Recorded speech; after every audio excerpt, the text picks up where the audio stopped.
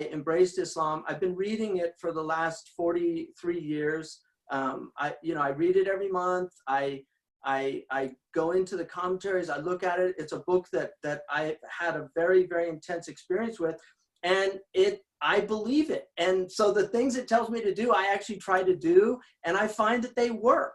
And in terms of like people working two jobs, I studied in a place. I lived in a hut and studied in a place where people don't have anything and yet they're happy.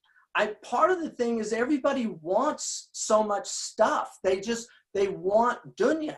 They want the world. And what human beings can actually live on and survive on is incredibly minimal. And I've seen this. And I've seen those people that do that. And I find them, the West Africans, I found them some of the healthiest people I've ever been around.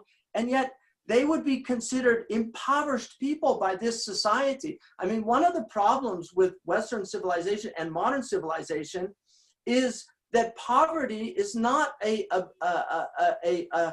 thing that has any nobility. It's all taken away because the culture is depraved.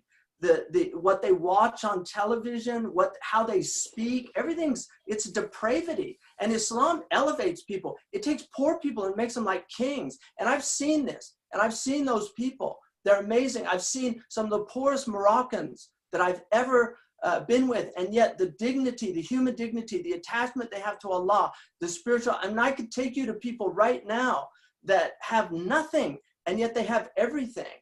And I think once you lose sight of that, what is the world about? I think for a lot of people, it's about acquiring more and more. I mean, we are right now on this planet. I mean, one of the reasons why this is happening, people say, oh, why is God doing this to us? Why are we doing it to ourselves? The Quran says, "Tilka hududullah, fala ta'taduha." God has given you limits. Don't transgress those limits. God gave you limits on food.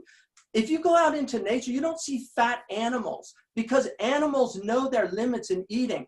The human being has to actually do that. God has given us free will. We can eat to excess, but the Quran says, do not eat or drink to excess. You need about 1,500 calories a day. If you do a lot of work, you need 2,000. Most people are eating 3,000 calories a day, and then they get sick.